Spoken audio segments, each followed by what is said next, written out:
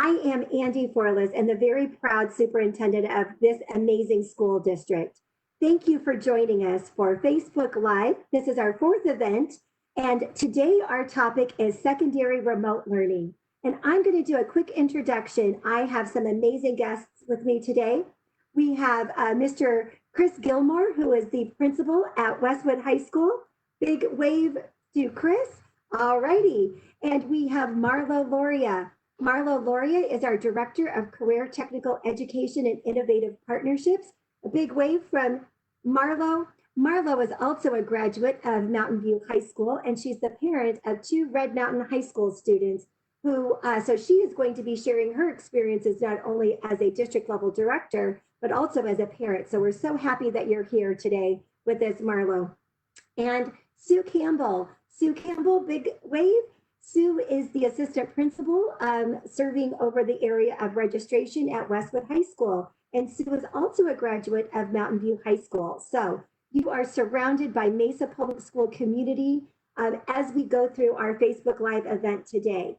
So as we get started, I want to say thank you so much. Thank you to our students, to our staff, and to our community who have weighed in through surveys and focus groups to help us craft our safe, strong, ready plan to open up our schools.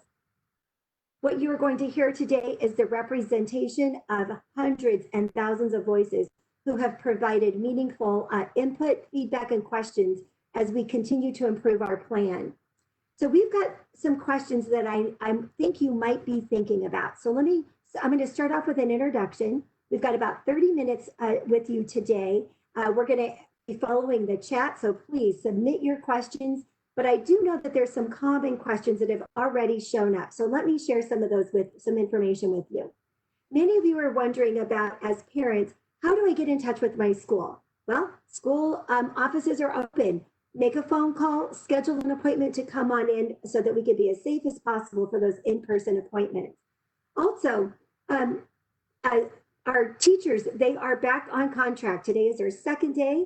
So that means that they are reaching out to let you know what your schedules are, who is in their class.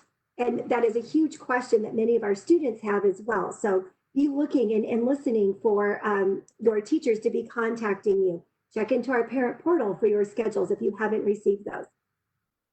Laptop distribution. Many of you might have elementary children, and we started our laptop device distribution with our elementary students, then going into our junior high students, and then high school students who don't yet have a device.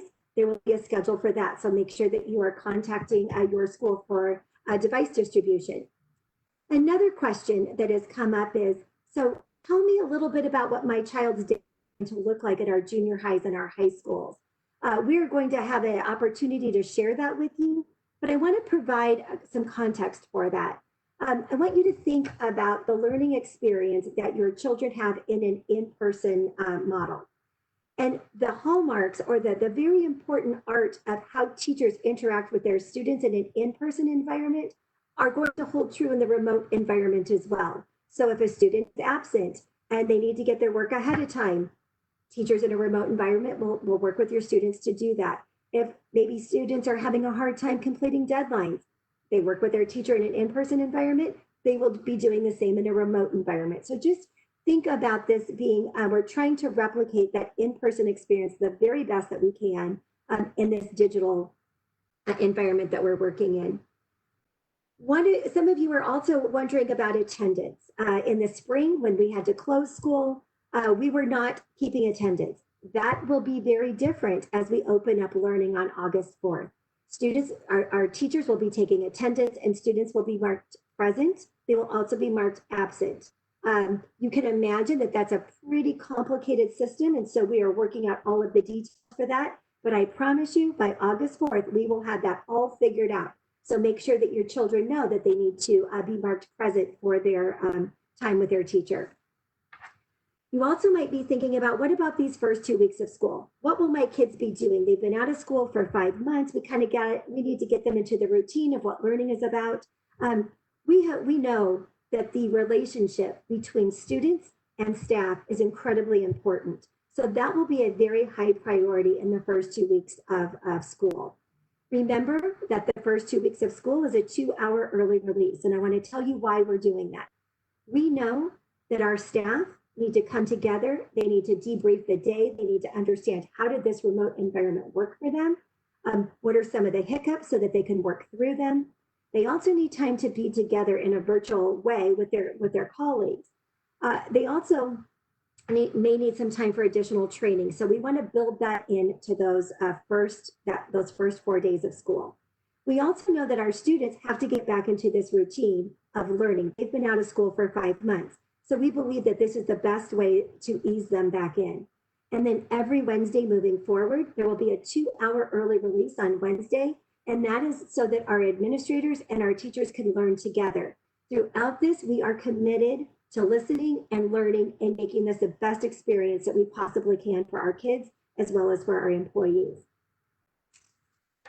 I am going to also let you know that there is a burning question. Many of you are planners like I am, and you want to know, what does this schedule look like? When are we going to move from a remote environment to an in-person environment? Well, we have guidance from our governor that on August 7th, we will be provided public health benchmarks or metrics that we can use to decide when in Mesa Public Schools we feel that it is the most safe as possible to open up our schools to in-person learning. So stay tuned. We know that the learning experience between a teacher and a student is ideal. We want to get our kids and our teachers back together in person as quickly as it is safe to do so. But safety has been a high priority for us in every decision that we've made since we have closed school. So that will continue. So please know we don't have any special dates that we're hanging on to. We are waiting for additional guidance on August 7th to guide the decisions of Mesa Public Schools. So that's enough for me. I want to get started with your questions. And I am going to hand it over to Mr. Gilmore to get us started. Talk to us about a typical day for a high school student, and which will also be very similar for a junior high student. Walk us through that, Mr. Gilmore. First couple of weeks of school, you're going to have the students are going to have, you're going to hear two new terms that are probably all new to us, and that is synchronous learning or asynchronous learning. Okay. The best way I could say about what synchronous learning is that's the live classroom type environment. The student's going to be logged in with their teacher. All the students will be in the class, and they're going to have the learning will be taking place during that class period. At Westwood High School, we're going to follow a schedule where we might have all the morning classes. The first 3 or 4 classes will be in that synchronous learning environment. And then the students will have lunch, and then the afternoon classes will be asynchronous, okay? And asynchronous is, the students are doing activities within their Canvas platform that is independent from the teacher, but is guided along by the teacher with that activity that they're doing in that unit. So half the day is synchronous, half the day is asynchronous, so live and then independent. And they must be logging through Canvas so they can access all of the materials and the education daily. And then the next day will be flip-flop. So if those classes in the morning, the previous day were synchronous, the next day it's asynchronous. So they might take that great learning discussion, and they might have some readings, they might have some polls, they might have some questionnaires, they might have some Quizlets, they might have some investigations that are going to be done in that asynchronous. And then those afternoon classes will be synchronous. So students will be engaged throughout the day. We just realized that, we can't have every class 7 periods, lectures going on every day. That's draining for both the online teacher and the online student having that. So we're splitting the day for them. Wednesdays are those early releases that we talked about, where teachers are going to have office hours taking place. They're going to have tutoring. There will be small group discussions. There might be debate, Socratic seminars that some of the teachers are doing, but it's more of that independent time or asynchronous time on Wednesdays. And then Thursday and Friday, again, is either synchronous or asynchronous. So twice a week, students are going to have that synchronous environment. So there's going to be that live instruction. and the other 2 days will be that asynchronous environment for those classes. Thank you so much, Mr. Gilmore. We had a question come in that says, will the lectures, those live lectures that you're talking about, that synchronous learning, and the way I think of it as synchronous is same, we're in the same environment. Asynchronous, I think of it as away. We're away from one another. So will those lectures be recorded? Yes, they will be recorded. We're going to record all those because we realize that sometimes we all have the best of us have technology problems, but the teachers will be recording those and they can have that access in Canvas to review. So yes, that's a very good question. The teachers will be recording those lectures. Excellent. I've got another question here. Will paper assignments be available if needed? Could you repeat that again? Sure. Will paper assignments be available if a student needs it? If they need it, just work with the teachers on that. But we're really trying to use, the Google, the Google Classroom or Google Share. But if they need a paper copy, work with the teacher, and we'll try to accommodate them as much as possible to keep them engaged. Excellent. I've got another question coming in. My child is in an honors class at the junior high or at the high school in an AP course or an IB course. Are those courses going to be available in a remote learning environment?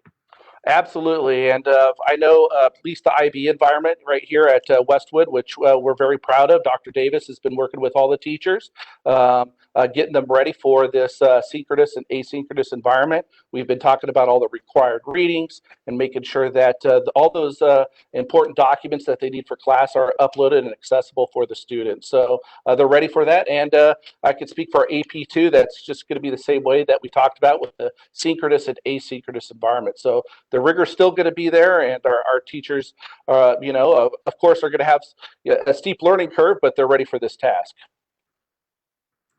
Thank you so much, Mr. Gilmore. I've got another question coming in, and I'm going to give this one over to Marlo. So, Marlo, how will teachers control student attention and behavior during the live lecture time, during that synchronous learning? Well, that's a good question. I just was meeting with some of my career and tech ed teachers, and I had about 180 of them all in a meeting, and virtually, right? Virtually, yeah, virtually. Oh no, not in person. And there were people that their mics weren't muted, and so you were getting feedback, and then you had distractions when their cameras were going on, and I was trying to use it as an opportunity to show this is what your environment's going to be. How do you manage having so many kids in a virtual environment, and really setting those expectations and norms up front for the students, that they understand that what that norm looks like within the virtual environment, and being courteous of others, and things that we've all had to learn, right? All of us that have been working in this WebEx or Zoom land have had to learn a whole new kind of etiquette to interacting with one another. And if as a parent, I already have my daughter saying, oh, you mean I could just turn off my camera and sleep during that class period? And I thought, oh my gosh, these teachers are just going to have to really be able to connect with kids, and maybe the norm is the camera is on, and if it's off, maybe reaching out to them offline to see what's going on. So I think as a teacher, there's just going to be a lot of things they'll learn through the process of how to manage a class in this very unique environment. And thank you so much, Marlo, and for Mr. Gilmore and Mrs. Campbell. Either one of you who want to take this one, will any textbooks be distributed to kids? That's another good question, because a lot of our textbooks are online, and so they're linking that in the Canvas. Our teachers are linking that in the Canvas. I could say some of our AP or our IB classes, there isn't. We have textbooks, but we got to distribute them. We're going to try to do the best to get those readings online as well. But if we need to, our site is ready to distribute those if needed, if we need to get those in the students' hands. Excellent. Here's one for you, Marlo. I know that you spent a lot of time on the design team for the secondary remote learning. Marlo, can you talk about how much time we could expect that our secondary kids will spend in front of a screen? Um, we kind of had different debates over like what's appropriate, right? And I want to say, I think at the beginning a lot of it is going to be that screen time, but I know in a lot of the more hands-on classes that we're really trying to have teachers develop maybe some activities where it's not necessarily having to complete online.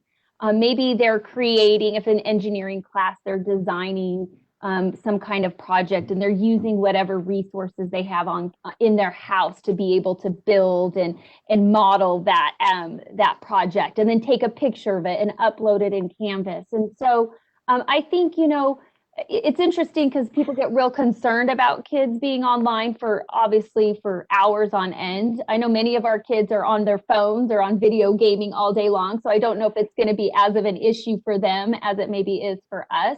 But I know as I work with my teachers, it's encouraging them, how can a student demonstrate competency for really the standards and the curriculum they're teaching? And it doesn't have to always be answer questions in a virtual quiz or download a worksheet. It might then be able to demonstrate in very creative ways, because they will have a camera on their computer. They can use digital resources to be creative to demonstrate that mastery. And so we're really trying to have teachers think outside of the box, that it doesn't all have to be online. What can they do outside of that that I think will help break it up a little bit? So let's move on to athletics. This is a category that there's some questions that are coming in. And so I'm going to ask a couple of questions in the same category. One of them is, how is PE going to work? And then, are we doing athletics? So who would like to take that one? I'll jump right into the PE because I was just talking to our athletic director about that today, and he was just talking about just all the different type of fitness things that you can do around the house. Going outside and logging in your walking time and your cardio time. But he was talking a lot about body weight exercises, and I didn't know much about body weight, so he was telling me, that's using your own body's weight and doing squats and doing push-ups and sit-ups and things like that. Probably something I need to do more of, but maybe take one of their classes. But doing those types of things around their house or their home, and showing that, maybe taking videos of themselves and sending that back into the teacher. And so our PE teachers are really excited about this new opportunity of doing the application of the learning that's usually done in a weight room and showing how it can be done at home as well. So that's for PE classes. Can we talk a little bit about athletics? You talk a little bit about what's happening at Westwood, but then we also know that you're working with principals. All of our high school principals and junior high principals are having these conversations. Well, talk about athletics. Yeah, so the athletics, we started doing the phase-in process where the athletes are coming in and doing open gym. They might be coming in twice a week. They're wearing the mask. They're bringing the water in every day. But they're starting to get their bodies conditioned with this the heat that's out there right now, so that on August 17th, the AIA said that we could start practice, with football and volleyball and swimming. And so slowly the coaches are reaching out to all of the participants right now, getting them ready for August 17th. And we're excited for athletics to take place this fall. Thank you. And please know that Mr. Gilmore is telling you everything we know as of today, July 30th. We can find out the AIA could flip that date and tell us something completely different. But as of today, this is what our answer is. That's right. So let's talk about, here we go, Marlo. This is a parent one. How can parents monitor students' assignments and their progress on those assignments? Well, are they going to have access to Canvas? Yes, they do. They could be an observer. Yes. So I had heard that we were going to be able to do that, but I hadn't gotten confirmation, so that we'll be able to log in and be an observer to be able to see where our students are progressing through Canvas. But also their grades are going to still be submitted through through our student information system, and we can keep track of those assignments and how they're performing on or what work they're turning in through your parent portal. So that hasn't changed. That's always a good way for parents that they're accustomed to be able to monitor the progress of their students and where they're at. But if you want to be able to go in and view what's happening on Canvas, you'd be able to do that as a parent as well. So Canvas, just so those of you, we've been using this word Canvas. Canvas is our learning management system. And I think of it as this bucket. It's the bucket where all the information is held. It's where the content is placed. It's where the kids submit their assignments. That is a learning management system. Many of you in your professional lives, you work within a learning management system within your industry. That's the same for our kids. If you have students at Arizona State University, they also use Canvas. So that's one of those things that we have been very strategic about in Mesa Public Schools. Canvas is the learning management system that will begin for our elementary students all the way through high school, and then will continue on when if they choose to stay in the great state of Arizona. And if they go down the street to ASU, they will also be using that Canvas platform. So some of you might be thinking, what are they talking about, this thing called Canvas? All right, so here we go. Here's some other, oh my goodness, here we go. Mrs. Campbell, will students have homework? Oh, I think you might be unmuted. There we go. I'm muted and then muted real quick again. So you can expect some. We've talked to our teachers a lot about keeping students engaged while they're in class and letting them work. And some of that, they'll assign some of that inquiry and some of those lessons to take place during that independent time when they can reach out and get with the teacher. So you might see some. It might not be homework like we picture as we were kids growing up, where you have to complete this page and that. So it might look a little differently, might have a few different time frames with it, but you might encounter some. And I would think that that's just like in an in-person environment, right? So it depends on the speed in which your student is working. It depends on how excited they are about the lesson. I know my own kids, if they're maybe not as excited, it might take them a little bit more time to get things completed. So the same thing as in a remote environment, but we can expect that our kids are going to be practicing away from the teacher, which is what we would think of as homework, right? So absolutely. That's the same. Okay. Oh, here we go. Marlo, what about specialty classes like welding or culinary or some of our computer application courses? What would we do in that case in a remote environment? Well, they're all the CTE teachers, and I would probably say the same thing with art and other specialty classes, again, are going to be providing their curriculum through that learning management system of Canvas. And trying to give some very engaging lessons to help really a lot of the prep work, the theory-based content that are always at the beginning of our courses anyway. And if there are opportunities for students to be able to do, again, some of those little mini projects at home, trying to, again, have them think outside the box, what could they do from their home environment? Even if there's some students that need certain supplies, maybe for a culinary lesson, we're trying to think, how could we maybe get students if they needed some basic cooking items so that they could complete maybe some of those activities at home as well. Eventually, though, for some of our advanced courses, if given the opportunity, we might try to pull small groups in so that they can continue working on their industry certifications that some of these students have been working towards for 2, maybe 3 years. So we're trying to put a plan in place that, again, if this looks like it's going to be extended, but could be given the opportunity to bring small groups in, they should be able to have a teacher there in a safe environment, but continue to work on their welding certs, their auto certs, and other certifications. So we're being very thoughtful and conscious of that piece that's so critical to our content areas. And if you don't mind me adding, Dr. Forlis, in specialty course, there might be some parents of orchestra or band, and we're getting those instruments out to them. And during that synchronous time, we're going to have the band or orchestra teacher or choir teacher working with the students. But the asynchronous, you might see some more of that recital practice, that one-on-one, where the teacher is doing individual I will say like tutoring with the cellist or the trumpet player, so that their music is up to par. So I'm really excited about those teachers just really stepping up to the plate to ensure that music is also still at a high level.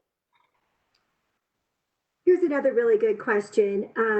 Where can we access mental health support? Our kids need some additional supports. What's the best way to do that, Mr. Gilmore?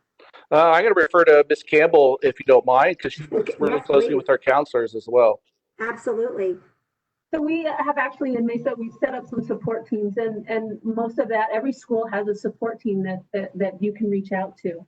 Our counseling department, our social workers here are reaching out daily to students who might need some extra work. I know that sometimes when our teachers are in class and students may confide a little bit more in that, and our social worker will reach out with just a list of resources. And I know our counseling department, along with our social worker, they're just tireless at reaching out and trying to get whatever's needed for whenever a student needs it. And so, the first would be reach out to your teacher, or if you reach out to an administrator, reach out to your counselor. Most kids know that, whoever they're most comfortable with.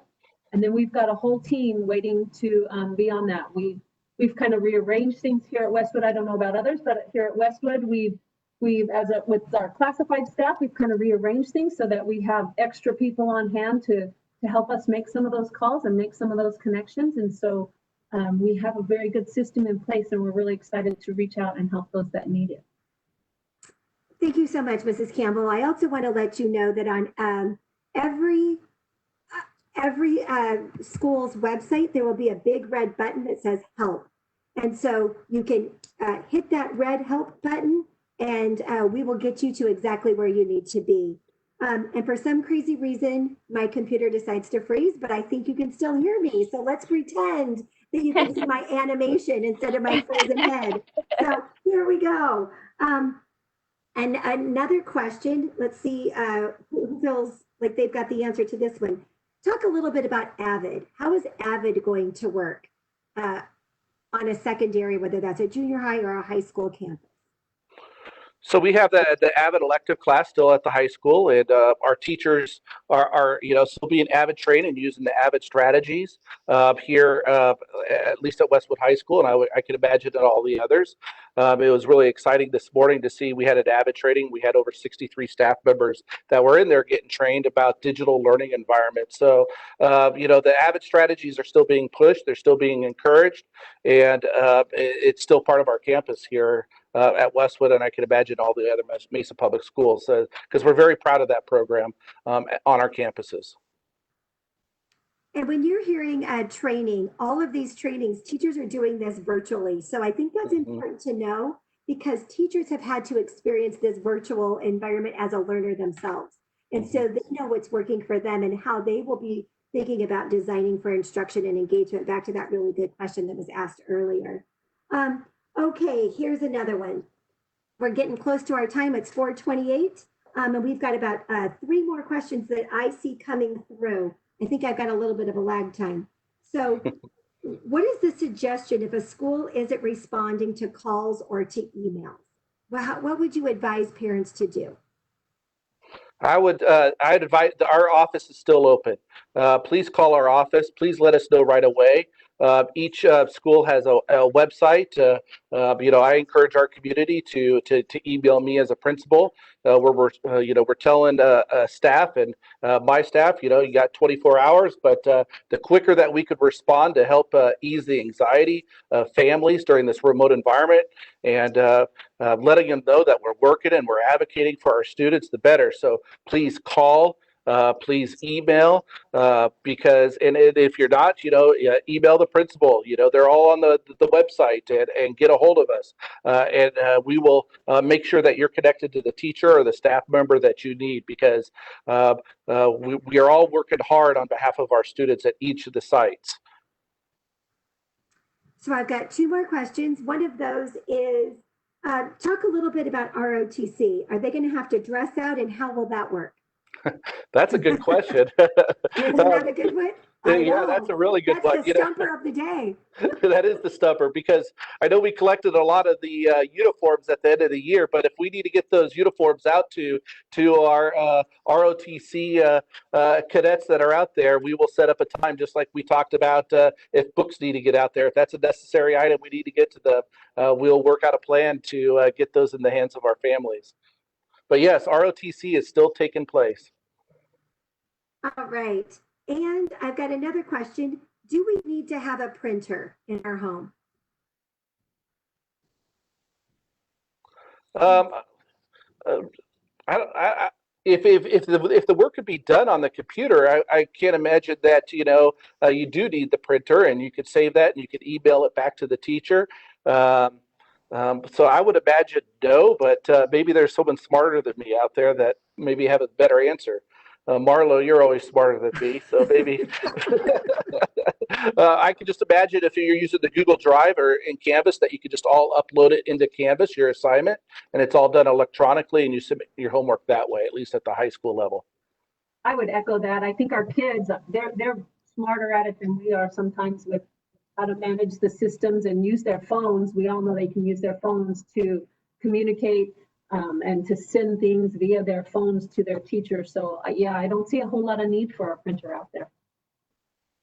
No. If there's a special situation where a student does need a printer for something that we haven't thought about between the four of us on this particular call, and there's always an unusual circumstance that we learn about. So, so we certainly, if a family needed to have access to a printer, we certainly will get that figured out for you. Yeah, the best words of advice is just keep communication, close communication with the teachers and the staff. We want to be flexible and responsive to our families' needs. And if they don't have a printer and they're just the high anxiety that I can't find a Staples or an Office Max or a friend to print this off, and the teacher really needs it, just let the teacher know we don't have a printer right now and we can't do this. What can we do? What can you do to help us out? And we're all problem solvers here, and we want to work with our families, and we'll get it figured out. Well, I want to say thank you so very much. We are at the end of our time together. This recording will be housed on our Facebook page. It'll also be on our Safe, Strong, Ready page to reopen schools. So Ina, if you could add our ending slide that will show parents where they can go on our website for more information.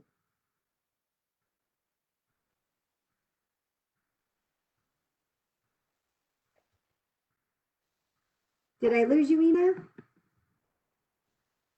Yep, it's on there. All righty.